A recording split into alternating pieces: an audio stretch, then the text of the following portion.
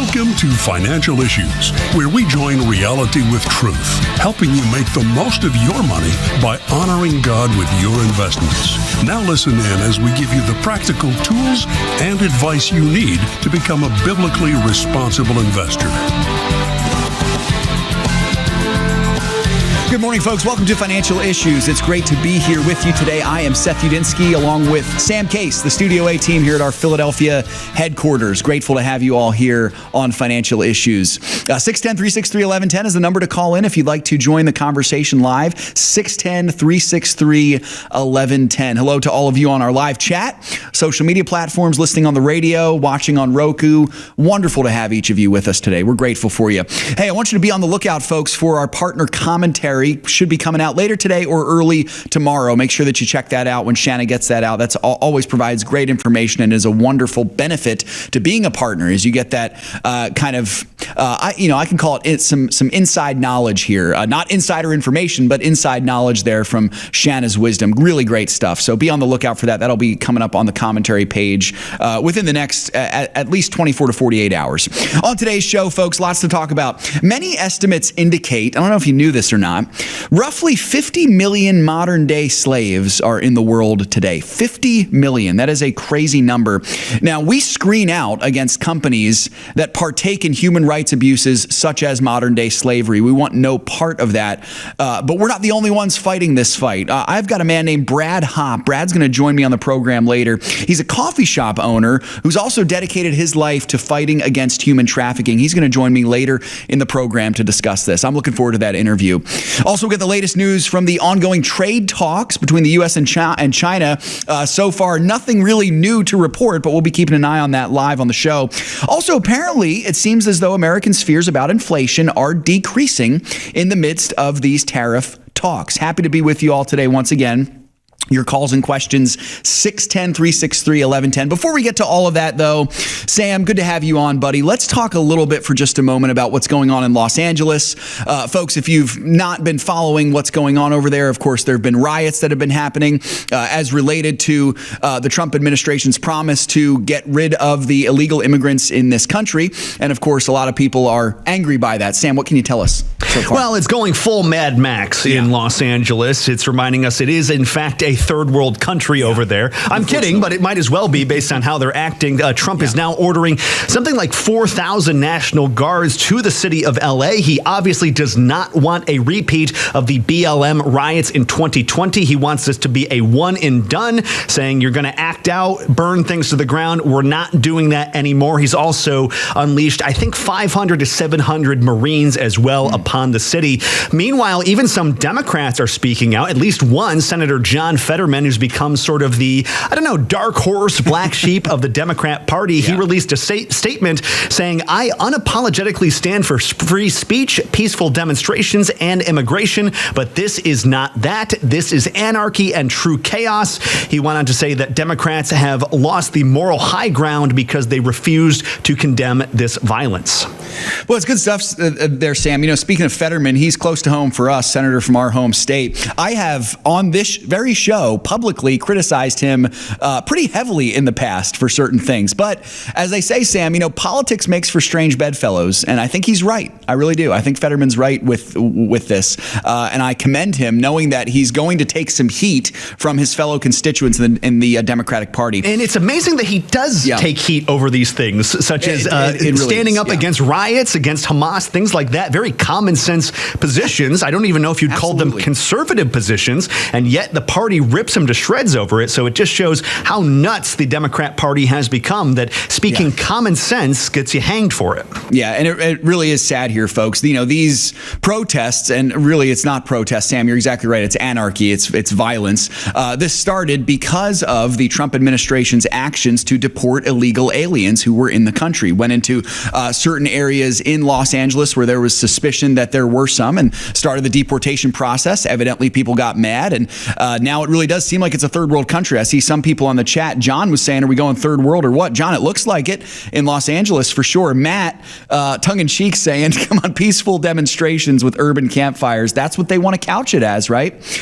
So yeah, really crazy stuff, folks. And a reminder that we need to pray for the protection of the law enforcement officials who are in Los Angeles right now. They're doing their job in a city that, it's interesting, ironically, Los Angeles translated means the city of angels. Right now, it is a city that is in large part controlled by fallen angels. It's a city of fallen angels, it's a city right? of fallen angels right now. So, yeah, we need to pray for God's peace and protection over the city. I think we also need to pray that the many criminals who are in this city, many of them illegal, not all of them, but many of them are, that they would comply with the law enforcement process, that there is a way to come into this country.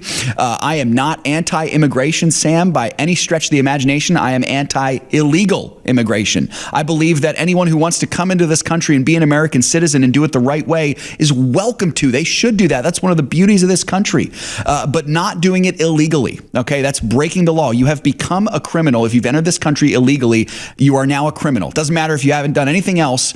That is criminal behavior, and it needs to be fixed. You need to be able to do it right. So, I do think praying right now is one of the best things that we can do. Let alone come into the country illegally and then set a bunch of police cars on fire. Yeah, exactly right. Never mind all that. Not a good look. Not the best look. Right. Not really helping your case there. Not a great look. And Sam, you're exactly right. It's not controversial to say that stuff is bad. But apparently, a lot of our political elites think that it is, or at least that's what they're saying.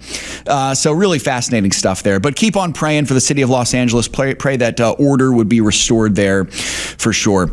All right, folks, let's move conversation here now, Sam, to inflation. So we're going to get some inflation data out tomorrow. The CPI numbers come out tomorrow, so we'll take a look at those on tomorrow's show. But it does seem, Sam, that inflation fears are cooling as Trump is easing the tariffs. What can you tell us about this?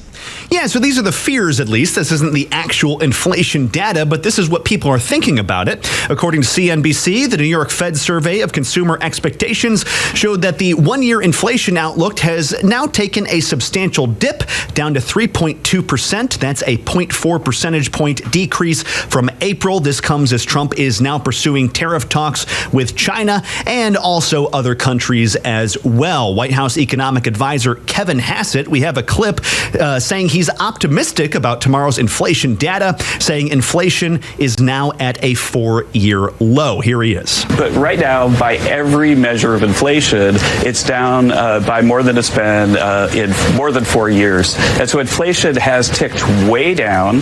And I think that while tariff revenue went up so much, it went up about $60 billion over the last month, that the CBO put out a score that said that tariff revenue over the next 10 years is going to be $2.8 trillion. While the tariff revenue's been going up, inflation's been coming down, which is contrary to the story that everybody else has been saying, but very consistent with what we've been saying here on the show, that if they've got inelastic supply, they'll bear the tariff. And so I think that if we get another inflation print this week that's about what we've been seeing, then I think there'll be a lot of pressure on the Fed to do that. But I respect the independence of the Fed, but they're data dependent. And I think that the data, if they're consistent with the recent trend this week, then they'll have a lot of thinking to do. So we'll find out if he's right tomorrow with that new data. He sounds fairly optimistic, and you hear him saying there that if it comes out fairly good, they're going to be pressuring the Fed even more to lower those interest rates. Strangely enough, Hassett goes on to say that it's not necessarily all roses in the economy, saying the major threat isn't necessarily inflation, but the threat of higher taxes if Trump's big, beautiful bill isn't passed. Here's Hassett again. If it fails to pass, then what it means is we have the biggest tax hike in history, and our Council of Economic Advisors estimates that GDP would drop 4%, and of course you'd lose millions of jobs, so the deficit would go way up. And if we pass it, then we've done the estimate that we used last time when we said you get $4,000 increase in wages. It's $10,000 now, and so you got a $10,000 wage increase for the average American or a recession. That's what they're talking about in the end. Hassett, in the end, is fairly confident that bill will pass. He's thinking sometime around 4th of July. Good stuff, Sam. Thanks for bringing that to our attention. You know, I think he's right. Those tax hikes would bring a huge problem. Absolutely. That's part of why this big, beautiful bill conversation is so interesting, because there are so many aspects of it that are good and I'd love to see passed. And I think that's one of them. Defunding Planned Parenthood isn't so bad either, if you know what I mean. At the same time, I do think inflation will be a risk so long as the U.S. government continues to spend money at such an alarming rate. Of course, this forces the Treasury Department, which is under the authority of the Federal Reserve, to keep printing money out of thin air. Folks, for you, if you're thinking about, how can I protect my money against inflation, there are a couple things you can do for this, by the way. The best way to do it is to invest using a good, solid, long-term strategy. That is a wonderful way to get to do this. Another good way could be property ownership. Property tends to be a good inflation-fighting investment, but if you're willing to put your money to work now for that long-term gain, that's going to help you out so much against this inflation. And folks, that's why our strategy is such a blessing. It's such a good thing for you if you're looking to build that long-term wealth. We're not about getting rich quick schemes. We're not about doing it right now. We've got a long-term horizon where you're committed to this for 10, 20, 30 years, even up to the rest of your life, maybe even to a point where you can then pass on these investment skills and maybe even the money that you've made as well to your heirs also. We want you to be able to do that. So that's why our strategy is so good. I'd encourage you to become a partner today. If your interest is piqued at all, financialissues.org. Just click that Become a Partner button. All right, folks, on the other side of this break, I've got Brad Hopp joining me, talking about what's going on in the human trafficking space, what he's doing to fight against this horrible evil. We'll be right back after this break.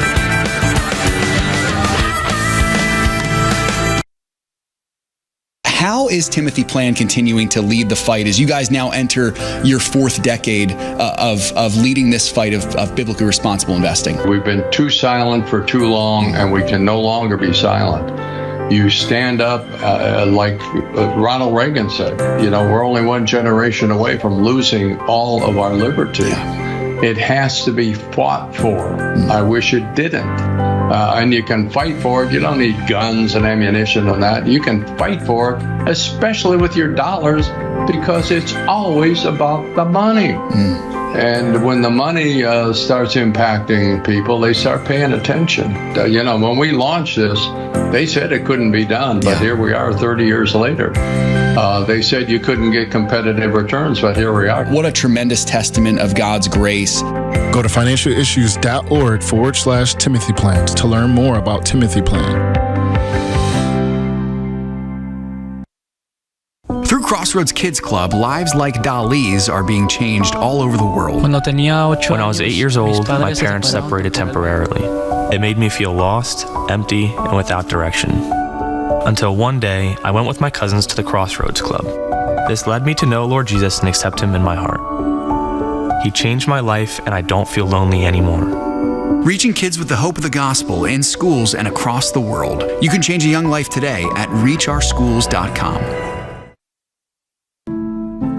I found out I was pregnant when I was 21 years old. For me, I was scared, I was shaking. They do an ultrasound, and that's when everything changed. When I saw my baby and when I heard her heartbeat, that was it. We've seen the hand of God ever since we stepped into the pregnancy center. To find out how you can support the life-saving mission of Preborn, go to preborn.com/FISM. Securities offered through G.A. Reppel & Company, a registered broker-dealer and investment advisor, member FINRA and SIPC. Opinions expressed by Shanna are hers alone and are for informational purposes only, and do not necessarily represent those of G.A. Reppel or the outlet on which you are listening. You should consider how the information applies to your situation prior to personally implementing it, and consult any financial professional you work with to make sure it's applicable to your financial plan. Hey folks, welcome back to Financial Issues. We'll get to some more of that conversation we were talking about earlier in the show. I see a couple chat comments in there concerning what's going on in Los Angeles. So if we have time, we'll get to some of those later on here. But right now, I got a very special guest with me, as I said earlier. I've got Brad Hopp. Brad is the owner of Teshua Tea, and he's also an anti-human trafficking spokesman. I'm thrilled to have him on the show. He's a business owner, he's a Christian man. He is dedicated to end the horrid practice of human trafficking and is using his business to do that. You know, folks, as I mentioned earlier, we want nothing to do with companies, organizations who commit human rights abuses such as this. In fact, we screen out against those. If you invest using the financial issue strategy, then not a single cent of your investor dollars will be used to invest in companies that fund this stuff. We want nothing to do with it because we believe in what God says about the dignity of human life. And so Brad agrees with us. He's committed to protecting victims of human trafficking, ending this wicked practice, all for the glory of God. So it's a pleasure to have him on. Brad, welcome. We're grateful to have you, brother. Thank you so much. I appreciate it. Yes, sir. Absolutely. So, Brad, as someone who fights against human trafficking, you are in the thick of it all. You know, many think slavery is kind of just a problem that we've gotten over. You know, it was something in the past, both in our country and worldwide. But I hope that people can see from this interview that it's actually maybe much worse than we may think at first glance. So my first question for you is, how serious of a problem is modern day slavery? And not just when we think about the third world abroad, but the United States as well. How much of a problem is this? It's a huge problem. It's a huge problem. Just to give you an example, I have a friend of mine that used to work for a local health clinic here in Sioux City, Iowa, and was watching out her window one day, and a young lady was going down the street and her pimp was following down behind her. So it happens right here. I mean, this is Sioux City, Iowa. And while we may not want to equate that with actual slavery, it is. It's the manipulation of a human being for your own profit and your own gain. And that's really what slavery is. So... yeah, it's a huge problem. Yeah, absolutely. And it's so fascinating when we think about it being a problem in our country. And you had mentioned Iowa. It's not like it's New York City. It's not like it's Los Angeles where you think of a major city. Okay, maybe these things are happening more there, but this is all across the country, it would seem. Brad, what are the driving causes behind modern day slavery? Selfishness. I mean, that's just, it's, if you really boil it down to the love of money is the root of all evil. It doesn't say that money is the root of all evil. It says the love of it, and selfishness, self-centeredness, sin, you know, they all come to the same issue. And, you know, in a lot of the third world countries and in a lot of what we would even maybe not think of as third world countries, but even first world countries, there's areas of those countries that are impoverished, and girls end up answering ads that look like, hey, we're offering you this job. They get down there and it's not the job that they thought they were going for. And then the person steals their passport and then they're stuck, you know? So, and you know, Brad, you had mentioned, you know, several examples there now of women, and particularly women involved in some form of sex slavery. It makes my blood boil, as I'm sure it does yours as well. Me being a husband and a father, thinking of you know, someone doing something like that to an innocent girl. It's just absolutely tragic and really satanic. And that leads to my next question. You know, are there trends that companies and industries are doing that could cultivate this type of human trafficking? So the one that I think of right away is the pornography industry, which seems to be one that, you know, it's ripe for human trafficking. But are there other trends, companies and you know, industries are kind of involved in that maybe we don't often think about right off the bat that could kind of cultivate some of this? Well, I think that the sexualization of all of our ads and those kind of things really, while they're not human trafficking in and of themselves, the more we, you know, the old expression, sex sells. And the more we live by that and the more we promote that, the more you're just feeding the beast. It's just more and more feeding the beast. And so, yes, the pornography industry is a huge industry for trafficking.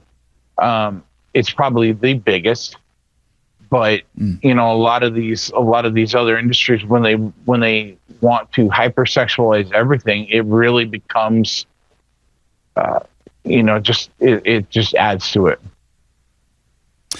So, Brad, you have taken, and folks, again, I'm talking to Brad Hopp. Brad's the owner of Teshua Tea, an anti-human trafficking spokesman on the program with me today. Brad, you looked at your giftedness and you decided to start a business selling coffee and tea, and you also decided, you know what, I'm going to use this for good. Tell us about Teshua Tea and tell us how you use this coffee business to fight against the horrors of human trafficking. So when we first started, I had been delivering fire trucks all over the country, brand new $1 million fire trucks, just actually hopping in them and driving them all over the country. But I have little kids still at home. I have 6 kids total, and 3 of them are either married or on their way to being married here soon. And 3 of them are still at home and stuff. And so I was looking at it and going, I can't necessarily get out onto the mission field, but what can I do to be able to be at home, and be able to help missions in some way, size, shape, or form. And a friend of mine who is a missionary in Asia, I've known him for several years and had gotten to know him and his family and stuff, and I knew that he was working with trafficking victims or trafficking survivors, and he was offering bracelets that the girls were making. And I'm like, why don't I just buy these and I'll start Brad's little bracelet shop or something. And then it pretty quickly evolved from there to Teshua Tea Company. And then here a couple of years ago, we actually went and got our 501c3 and I turned over my portion of the business over to Teshua International, our nonprofit. And so Teshua Tea and Coffee Company now is 100% owned by Teshua International, and with the whole goal of how much money can we raise and generate for the kingdom, not for Brad's wealth, not for whatever. Yes, obviously I have to be able to live and survive and pay for my own bills or whatever, but really my goal is how much can we raise to give back into the kingdom and be able to work with missionaries throughout the world, guys that are working in areas where maybe not trafficking is per se happening, but where impoverishment is happening, and that becomes the feeder villages to the trafficking suppliers. So that's our big goal with Teshua. And Brad, how does that work? So do you guys take a portion of the profits that you make? Do you raise those funds? How does that work for you to be able to get that money to support these organizations that are in these, kind of high concentrated locations where trafficking could happen? All right. So right now what we're in the middle of doing is we're in the middle of a capital campaign to be able to raise the funds to actually get into a big roasting facility where we can actually really start to grow. But that's really the only time that we really want to be able to have to do donations is to get this capital campaign off the ground. Really, from there, we want the business to be able to 100% of the profits rather to go into the rescue mission. So once overhead is covered, we want 100% of our profits to be able to go into the mission and be able to work with, Andrew, my business partner, who's in Asia, another friend of mine, Charlie, who's working in Thailand, or another friend who's working in Nigeria, where Christians are absolutely being slaughtered by the day over there. So, yeah. That's awesome, brother. So you guys are in areas where it's not just trafficking that's happening, but it's murder and it's other forms of persecution against Christians in particular. No, that's awesome, man. Brad, what are some of the greatest challenges that you come up against in your battle to free people from trafficking? I would say probably getting people to realize that a lot of people realize that this is actually real, but then there's people that think, oh, these girls, they went into it willingly. No. Right. Yes, we see that from the porn industry. Yes, there were people that go into it for whatever reason, somewhat willingly. But then when you start digging into it, and just even scratching the surface, you start realizing this is not, it's generally not willingly. They may act like it, but that's usually under threat of duress. Yeah. And it's not. Yeah, so spreading the word is so key. Hopefully what we're doing here can be a help to that. Brad, how can our listeners learn more? How can they follow the work that you do as well? So they can go to teshuatea.com. So it's TESHUAHTEA.com or deliverancetea.com. And they can go there and visit, check out our products and check out the give page where you can see what we're actually trying to accomplish with the capital campaign and go from there. Awesome. And Brad, I do know we have a lot of listeners who probably aren't near where you guys are locally. Do you guys do you deliver, nationwide? Is there any kind of can they order coffee online if they want to? How's that work? Yep. So we do all of our orders online right now. And, nice. And yes, we have product in Australia. We have product in Alaska, Hawaii. We've shipped all over. So, yeah. That's awesome, Brad. We're so grateful for you, not only in the work that you do to fight human trafficking, but also in using your influence. I love this, using your influence in the area that God has gifted you to create a small business, to use this business to make a profit, to have employees, to help them feed their families, contribute in that way, but also then to use it for such a source of good. So, Brad, we appreciate you so much and the opportunity to get to have you on today. Again, folks, teshuatea.com is the place to go. Brad, thank you so much for joining us today, brother. It was a pleasure to have you. Thank you so much. Yes, sir. Absolutely. Folks, again, that's Brad Hopp, owner of Teshua Tea, fighting against human trafficking. We love to see that. Well, if you have to leave us, folks, we hope you have a great rest of the day. Hopefully you're not leaving us. Hopefully it's just taking a break for this break. Coming on the other side, we'll be looking at the markets and some other things as well. Again, our phone line's open at 610-363-1110. We'll be right back.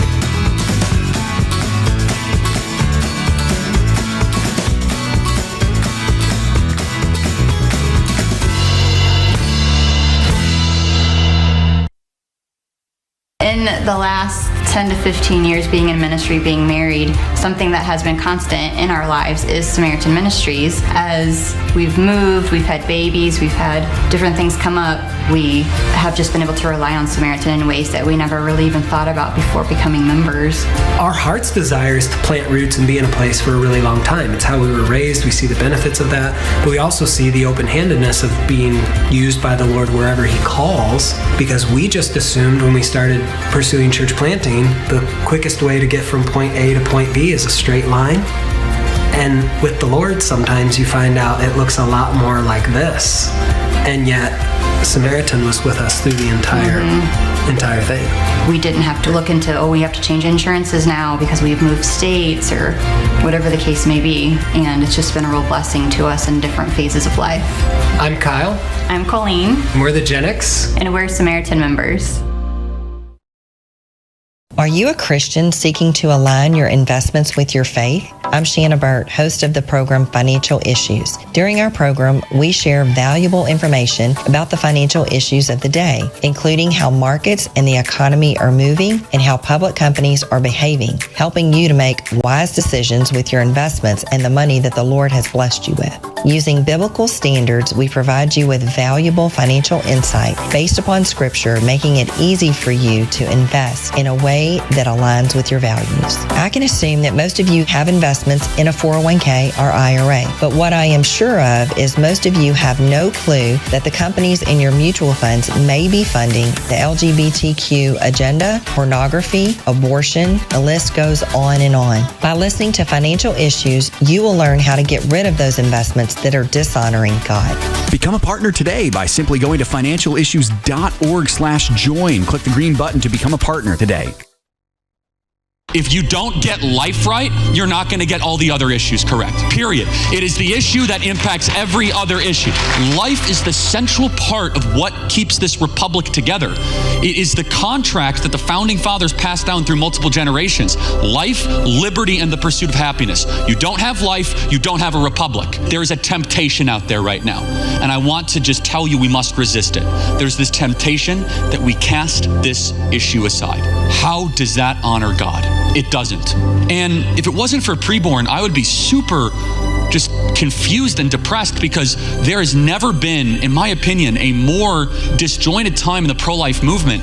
We need a machine to go up against the Planned Parenthood beast. Like, we have to play offense against the pro-abortion forces in this country, okay?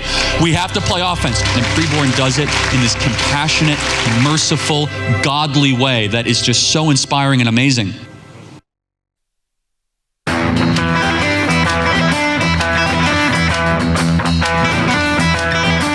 Welcome back, folks. Good to be here with you. I hope you enjoyed that interview with Brad. You know, I didn't mention it in that last segment. Brad is a member of Samaritan Ministries, by the way. He is a part of that health sharing group. So if you're a member of Samaritan Ministries, perhaps your funds have helped Brad or his have helped you, as I am as well. So it's always good to connect with fellow Samaritan Ministries health sharing members. And if you're looking for a great health sharing option, if you're sick of the healthcare, big government healthcare nonsense that's going on out there, just check them out. I see what you did there. Ministries. Sick. That's right. If you're sick of it, then you can get healthy with health sharing. Samaritan has the cure. That's right. Samaritan Ministries, using the biblical model of bearing one another's burdens. It's great, folks. So check them out, SamaritanMinistries.org. Great stuff there. All right, Sam, let's move now to the markets here. So yesterday, they were pretty much in wait-and-see mode. So there was really not much. A rare calm day for the markets. But when something like this happens, where you know that there's something going on, like the trade talks in London that are happening right now, and there's no news from it, there's not much the markets can do except wait and see. And that's what they did yesterday. So by midday, the indices, they're mixed. They stayed near equilibrium of the flat line. Same with the late afternoon.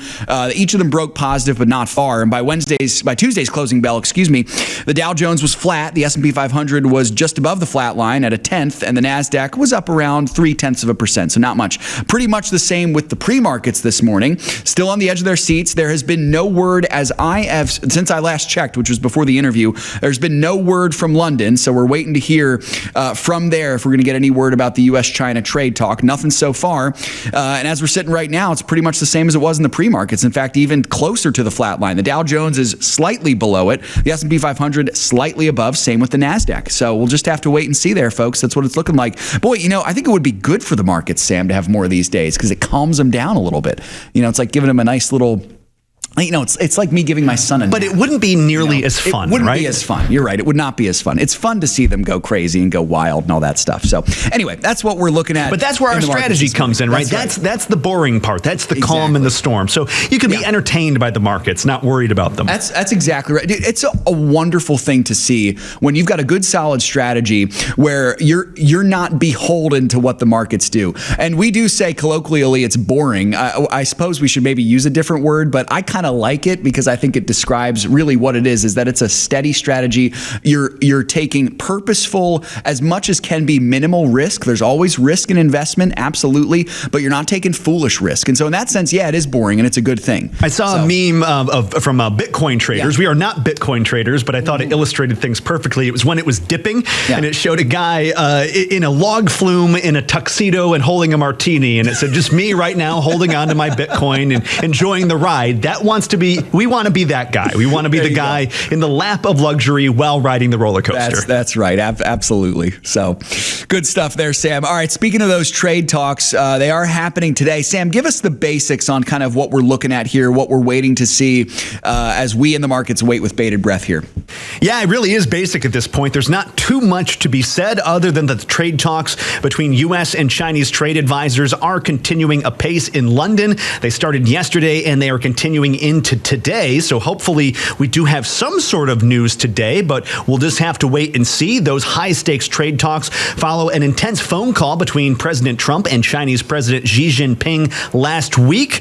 Trump said that call went well, but it was prompted by accusations from both sides, both China and the U.S., accusing each other of violating a preliminary trade agreement. That was the one where both sides agreed to lower tariffs down to relatively stable levels. The White House says the U.S. is seeking a concrete agreement from China concerning rare earth exports. That was Trump's main complaint against China. White House advisor Kevin Hassett, he says that Trump and Xi did agree to that, but what they're looking for during these talks in London is a more concrete agreement. I think he said a literal handshake. So as I said, those talks are continuing. We'll have to see if we do get that handshake. That's good, Sam. Thanks for bringing that up.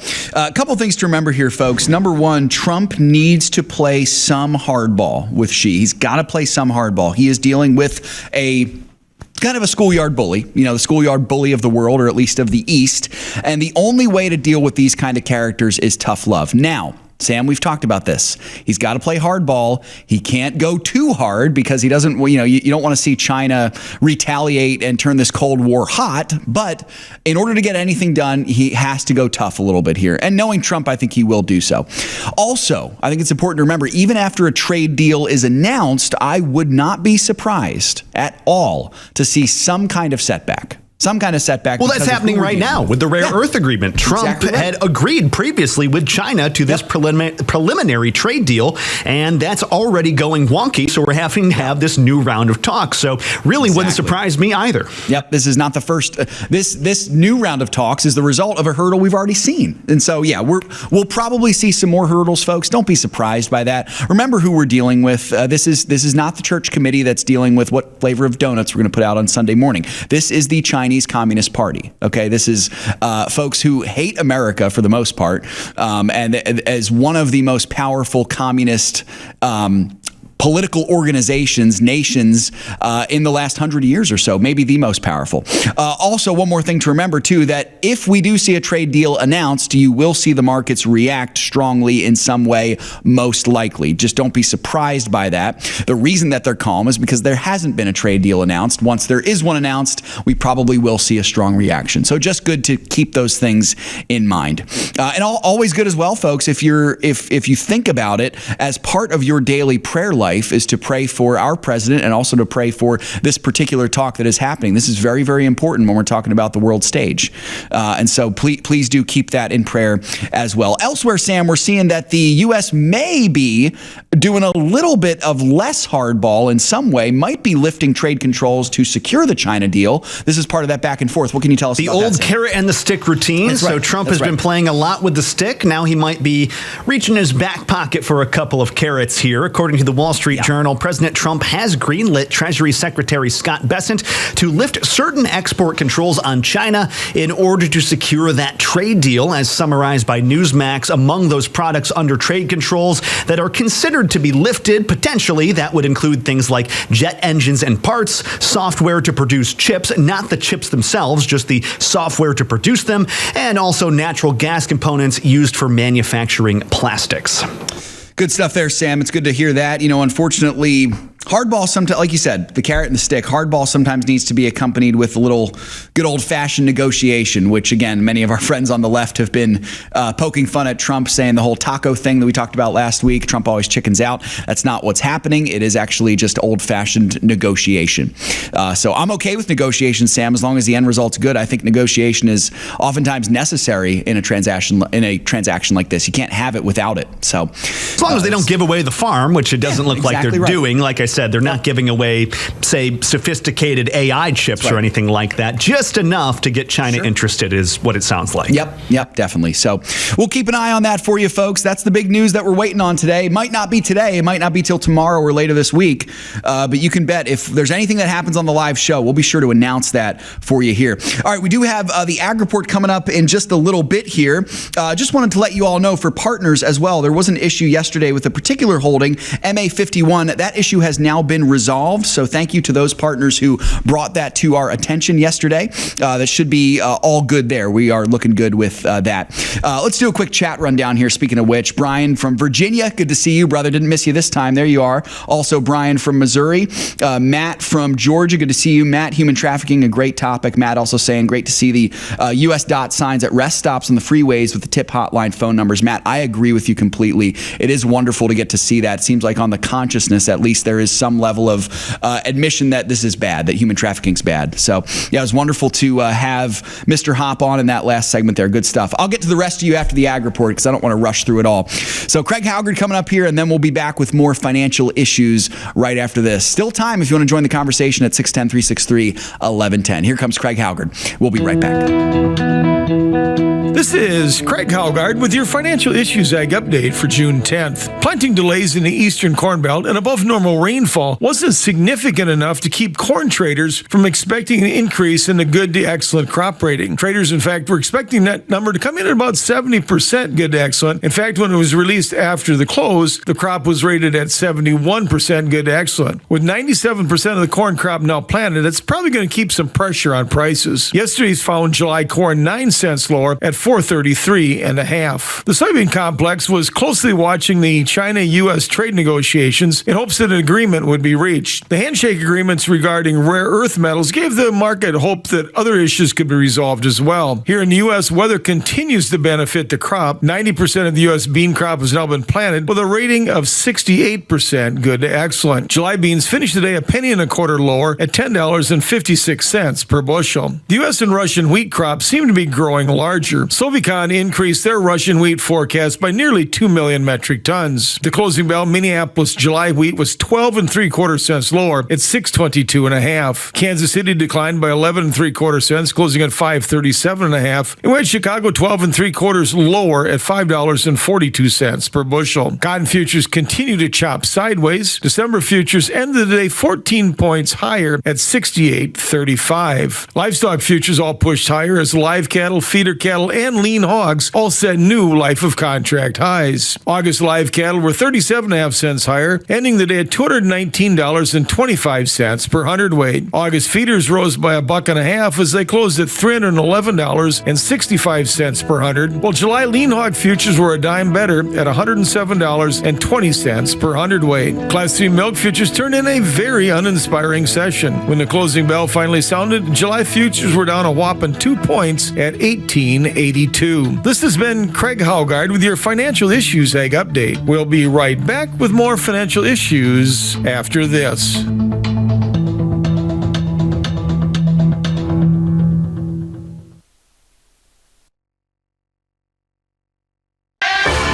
It's up to us to stand up and say, enough is enough. All of this unbiblical stuff that's going on, whether it's abortion or transsexual or LGBTQ, widespread pornography, human trafficking. Bottom line, it's still up to us. If we stop investing in these corporations that are trying to destroy us, sooner or later they're going to wake up. To learn more about biblically responsible mutual funds and ETFs, go to timothyplan.com.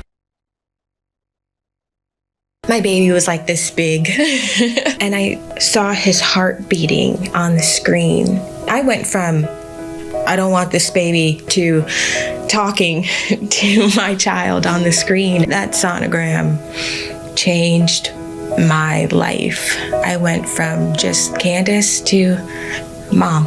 To find out how you can support the life-saving mission of Preborn, go to preborn.com/FISM. Through Crossroads Kids Club, lives like Dali's are being changed all over the world. When I was 8 years old, my parents separated temporarily, and my mom and I moved houses. But I started to discover pornography that helped me develop behavior that was rebellious, immoral, and bad. It made me feel lost, empty, and without direction. Until one day, I went with my cousins to the Crossroads Club. I really liked the Bible teachings, how they mixed them with games and fun. This led me to know Lord Jesus and accept Him in my heart. He forgave me and changed my behavior. He changed my life, and I don't feel lonely anymore. Reaching kids with the hope of the gospel in schools and across the world. You can change a young life today at reachourschools.com. The opinions and recommendations expressed on this program do not necessarily represent the opinions of the station or any of the program sponsors. Additionally, all products or services offered by the program sponsors may not be known by the program.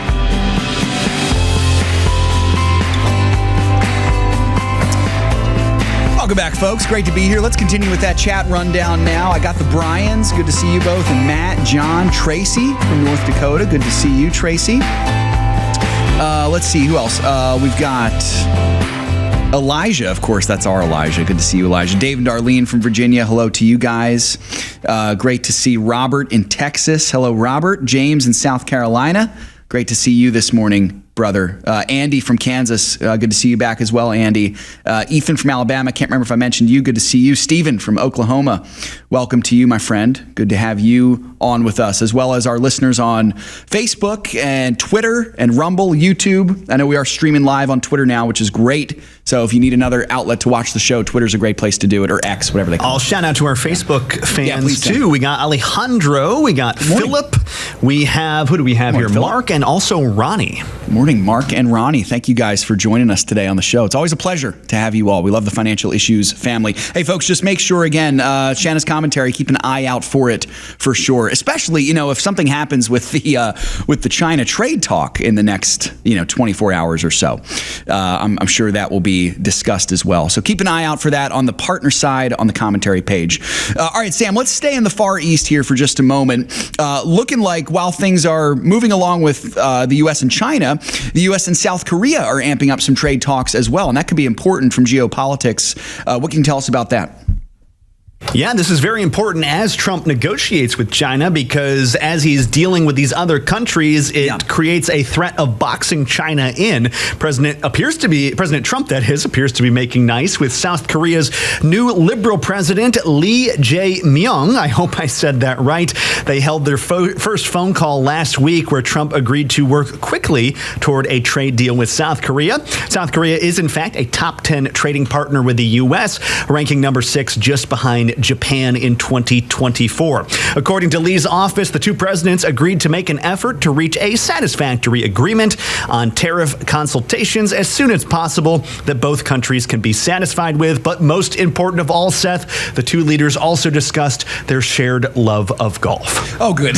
That's good to find some common ground. There you go. No, that's good, Sam. In all seriousness, I think this will be a good trend to see. The United States maintaining warm relations with nations outside of China in the Far East. We've got it with Japan. Now we're trying to get it with South Korea. I think this is going to be important, folks. And this is kind of what we were talking about earlier with playing the hard ball, but not going so hard into it that now, you're seeing China retaliate in a bad way. This is kind of the way to do it. This is sort of the game of chess that I think Trump is playing. And it's going to be part and parcel with this. You got an appropriate amount of isolation where the countries around China want to be friends with us. It's kind of, Sam, it reminds me, and I do know that often we liken this current Cold War with China to the first Cold War. You can kind of call this the second Cold War almost with China. But back to that first Cold War with Russia. Russia tried to do this with us actually back in the 60s, and making Cuba essentially a Russian satellite state almost, and made it, a Soviet Union state. That was strategic because Cuba is 90 miles off the coast of Florida. And so there was a strategic move there. We're obviously not perhaps trying to do it to the same degree that Russia was doing it back in the 60s, but I do think it's important to see that, maintaining those warm relations with some of those other countries right around China is going to be key in all this. It seems like the United States is doing that well. So, again, we'll have to see how it goes, folks. The markets, in case you're wondering, still muted. The Dow Jones is in the red, but only slightly. The S&P 500 and the NASDAQ creeping up a little bit now, each around 1/5 of a percentage point. But I don't suspect they'll get too far as we're still awaiting what could possibly happen with the U.S. and China. Once again, folks, tomorrow we do get the CPI numbers. So that could also play into what the market's going to be doing. That's going to break before the show tomorrow. So we'll be keeping an eye on that for you as well here. So that's what we're looking like here this morning. All right, folks, I think it'd be a good idea right now, a good time as any, to turn to our stewardship verse as we close the show here today. I do hope this can be an encouragement for you folks. I picked this verse. My pastor preached on this this past Sunday, and as soon as I heard it, I thought that's a financial issues verse. That's a verse that we talk about often on the show. But it's Mark 10:25 through 27, and our Lord says this. The Lord Jesus says, "It is easier for a camel to go through the eye of a needle than for a rich man to enter the kingdom of God." And they were greatly astonished, the disciples, saying among themselves, "Who then can be saved?" And Jesus looked at them and said, "With men it is impossible, but not with God, for with God all things are possible. I read that out of the New King James Version, by the way. The context here, folks, of course, is this is the conversation that Jesus has with the rich young ruler.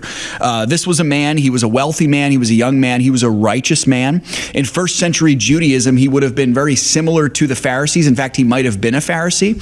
They were men who were outwardly righteous, outwardly wealthy. And the prevailing belief was they were really kind of prosperity gospel guys. They believed that if they obeyed God, if they kept the commandments, then God was obligated to bless them with material wealth, that their wealth was a result of their inherent goodness.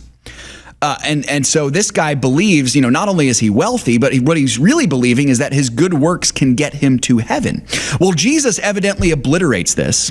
He obliterates the false worldview with a shocking statement, and it is literally referring to a literal camel, a giant mammal, a land mammal, trying to fit into a tiny needle's eye. On Sunday morning before church, Megan and I explained this story to our kids, and Megan took out a needle from her sewing kit and pointed out to the kids, that's how small that opening is that Jesus is talking about. A giant camel bigger than a horse fitting through that. It's impossible. Some commentators have tried to do theological gymnastics around this, and they'll argue that, well, it's really talking about, a camel trying to fit through a really tight gate or a tight opening in the wall in Jerusalem. That's not what Jesus is Thanks for clarifying that, Seth, because I've actually heard that many, many times, that there was a gate referred to as a needle. So thank you for pointing out that Jesus is being very clear here. He's being very literal here. He's talking about a giant camel entering through a tiny little speck, and he's saying it's impossible, and it is impossible for a rich person to enter heaven based on, number one, their inherent goodness, and number two, based upon their love of money. The love of money is not going to get them there. It's impossible for us to get to heaven based on our good works. It's also impossible for us to get to heaven if we love money above everything else. That's what the rich man did, by the way. If someone tells you, Jesus commanded everyone, sell everything you have, he did not say that to everyone. He said that to this person in particular, this particular rich man, because this rich man thought, number one, my money is a result of my inherent goodness, so I must be good enough to get to heaven. And number two, he loved his money too much. We see this. He walked away sad. He walked away saddened. He did not follow Jesus. It's rare to see that. When Jesus calls someone to follow him in the scriptures and they don't follow him, this is one of the only times we see that. But this man did not follow. We need to remember as well, folks, you also are rich. I am rich. I used to read this verse and I would think I'm middle class. So I'm not rich. Doesn't apply to me. Thank heavens. And then I realized, wait a second, I actually am very rich. I have money in my pocket. I have more than I need. I have a home with air conditioning. I have 2 working cars. That's more than most people in the world have. Seth, I would venture to say you're probably richer than this guy. Yeah, I might be richer than Sam, you're exactly right. Like, comparatively speaking, I might be so. And my guess is most of you probably are too. If you're listening to the show, if you have the ability to listen to this show, if you've got a TV, if you've got a phone, you probably got more money than you realize.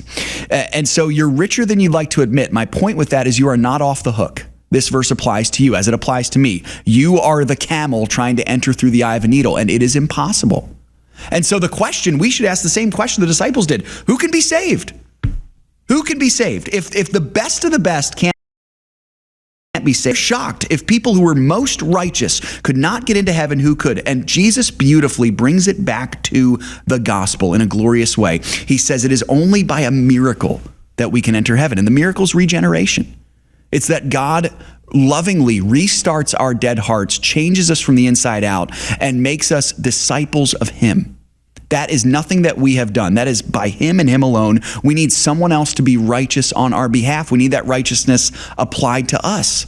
And that's what Jesus does for us. It's wonderful. With men, it is impossible. It is impossible to enter heaven by yourself. It's impossible to enter heaven on your own good works. You can't get in. But not with God. For with God, all things are possible. It is beautiful, folks. Jesus did this for us. Jesus earned heaven for us. I've heard some pastors say it beautifully that when we think about, the question of why should God let us into heaven? Why should he let any of us into heaven? Well, it's not by our own righteousness, that's for sure. The only reason that we can go into heaven is because the man on the middle cross said we could come. That's it. It's the only reason why. I hope, folks, that can be a comfort to you as you understand and come to grips with the fact that you are probably wealthier than you think. I'm not saying everyone out there is, but you're probably wealthier than you think, which means that there is a built-in temptation in your lifestyle to pull your heart away from God. I'm not saying it's inherently bad. I'm not saying wealth is bad. Wealth is a wonderfully good thing. We had Brad Hopp on earlier, who uses his wealth. He's a business owner. He uses it for the glory of God. Wealth is to be used well, but it can never be made into an idol. That was the sin that this rich man had, is that but Brad also pointed out that the idolatry of money does lead to horrific things, like human trafficking. He said there, simply and beautifully put, you said, why is this a problem? And he said, because human beings are selfish. Human beings are selfish. That's why we have to be so careful with our money. That's exactly right, Sam. You got to be so careful with it. Your money needs to have a purpose, and that purpose is to glorify God, to honor him with it. And that's why we're here, folks. We want to provide a way for you to be able to do that. With the wealth that God has given you, to be able to use it well, steward it well for the glory of God. I hope it can be an encouragement for you today, folks. It's a joy to be here with you. God willing, we'll do it again tomorrow. Until next time, make sure to keep an eye out on the partner commentary. We'll be bringing you those latest updates on China and the U.S. trade talks tomorrow, God willing. And remember, above all else, folks, remember everything you have belongs to the Lord. Let's be found good and faithful stewards with all of it. God bless you all. We'll see you next time. Have a great day.